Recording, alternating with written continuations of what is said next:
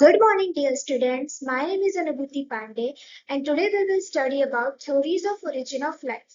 तो चलिए देखते हैं कि कौन कौन सी थ्योरीज थी जिससे हमें पता चलता है कि अर्थ में लाइफ कैसे है। जो फर्स्ट थ्योरी थी उसे हम कहते हैं थ्योरी ऑफ स्पेशल क्रिएशन। ये कोई साइंटिफिक थ्योरी नहीं थी, ये एक माइथोलॉजिकल थ्योरी थी। ऐसा माना जाता है कि हम सभी स्पेशल क्रिएशन है भगवान के द्वारा हम इस पृथ्वी में आए।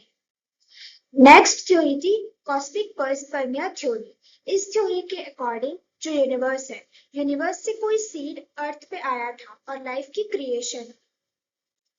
नेक्स्ट थ्योरी है थ्योरी ऑफ स्पॉन्टेनियस जनरेशन, जिसे हम थ्योरी ऑफ एबायोजेनेसिस भी कहते हैं। इस थ्योरी के अकॉर्डिंग ऐसा माना जाता था कि जो लिविंग ऑर्गेनिजम्स है वो नॉन लिविंग ऑर्गेनिज्म से आए हैं। इस थ्योरी को दिया था एरिस्टोटल ने। उनके अकॉर्डिंग अगर हम किसी फॉर एग्जाम्पल हमने गेहूं रखा, गेहूं के बीच में अचानक से चूहे आ गए, तो इससे उन्होंने ये कंक्लूड किया कि जो लाइफ है, लिविंग ऑर्गेनिजम्स है, वो नॉन लिविंग ऑर्गेनिज्म से ओरिजिनेट हुए हैं। तो इस थ्योरी को डिस्कार्ड कर दिया गया। थ्योरी ऑफ बायोजेनेसिस कहती है कि जो लिविंग ऑर्गेनिजम्स है वो प्री एग्जिस्टिंग लिविंग ऑर्गेनिज्म से ओरिजिनेट हुए हैं। हार्वी और हक्सली ने एक टर्म दिया था, एक स्टेटमेंट दी थी उन्होंने, ओमनी विवम एक्स ओवो और विवो, जिसका मतलब होता है new life can originate from pre existing life. इस चीज को प्रूफ करने के लिए बहुत सारे साइंटिस्ट ने एक्सपेरिमेंट किया और बताया कि सच में जो न्यू लाइफ है वो प्री एग्जिस्टिंग लाइफ से ओरिजिनेट होती है। पहले साइंटिस्ट थे फ्रांसिस्को रेडाई। फ्रांसिस्को रेडाई ने क्या किया, इन्होंने 3 जार लिए। पहले वाले जार में उन्होंने मीट रखा और जो जार है उसे ओपन रखा। जो सेकंड वाला जार था उसमें उन्होंने मीट रखा और जार को क्लोज कर दिया टाइटली। जो थर्ड जार था उसमें भी मीट रखा और उसे गॉज से कवर कर दिया। अब क्या हुआ कि जो पहले वाला जार था जो ओपन था, फ्लाइज उसके ऊपर आई मीट की स्मेल लेकर। उन्होंने एग्स ले किए और एग से मेगट्स निकले। जो सेकंड जार था उसमें फ्लाइज नहीं आई क्योंकि वो ऑब्वियसली कवर्ड था। अब हमें पता है कि हम भी अपने घर में अगर हमें कोई फूड प्रोडक्ट को रखना है सेफली तो हम उसे जार के अंदर रखते हैं। जो एयर टाइट कंटेनर्स होते हैं उसमें हम उसे रखते हैं ताकि कोई बैक्टीरिया ना आ जाए या उसमें कोई कंटेमिनेशन ना हो। जो थर्ड जार था उसमें गॉस था, तो गॉस से क्या हुआ, मीट की स्मेल तो आई, मीट की स्मेल से फ्लाइज अट्रैक्ट हुए और उन्होंने एग दिए। जो एग थे वो अंदर नहीं गए बट एग जो थे वो गॉस के ऊपर उन्होंने एग्स ले किए जिससे कि मैगट्स ओरिजिनेट हुए। हमारे नेक्स्ट साइंटिस्ट थे लजारो स्पेरेंजानी। इन्होंने क्या किया, इन्होंने 2 फ्लास्क लिए और ब्रॉथ लिया। ब्रॉथ को उन्होंने हीट कर दिया। ब्रॉथ को हीट करने के बाद उन्होंने फ्लास्क में एक फ्लास्क को बंद कर दिया और एक फ्लास्क को ओपन रखा। जो ओपन वाला फ्लास्क था वो एयर के कांटेक्ट में आया जिसके कारण से उसमें हमें ग्रोथ दिखी। ग्रोथ दिखने का मतलब होता है कि उसमें हमें लिविंग ऑर्गेनिजम्स दिखे।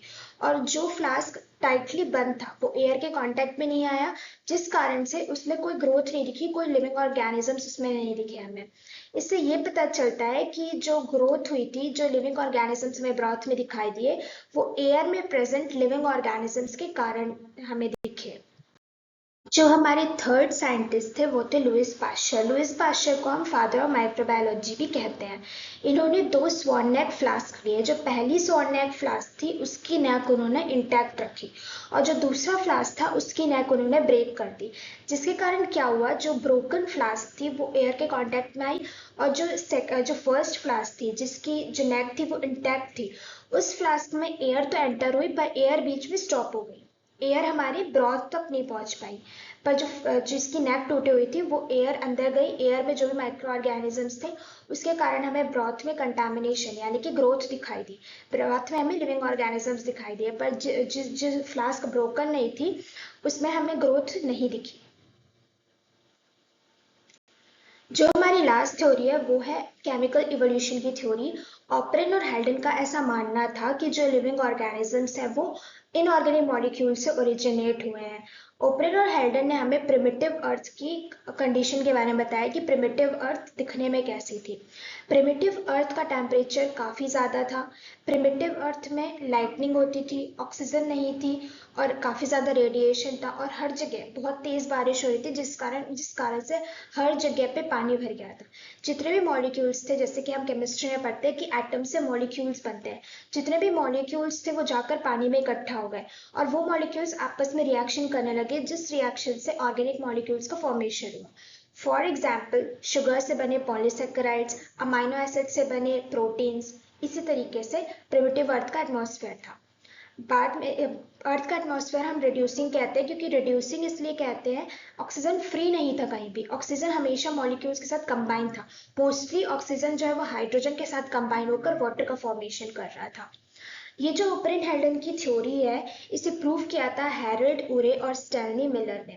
इन्होंने लैब में एक एपरेटिस बनाया। उस एपरेटिस में दो क्लोज्ड फ्लास्क लिए उन्होंने। एक जो क्लोज्ड फ्लास्क था उसमें बॉइलिंग वाटर थी, दूसरे क्लोज्ड फ्लास्क में दो इलेक्ट्रोड्स थे।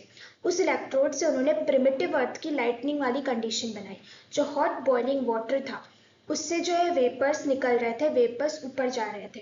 और जो हमारी क्लोज्ड फ्लास्क थी जिसमें इलेक्ट्रोड्स थे, उसमें उन्होंने गैसेस रखी। वो गैसेस थी मीथेन, अमोनिया और हाइड्रोजन गैसेस।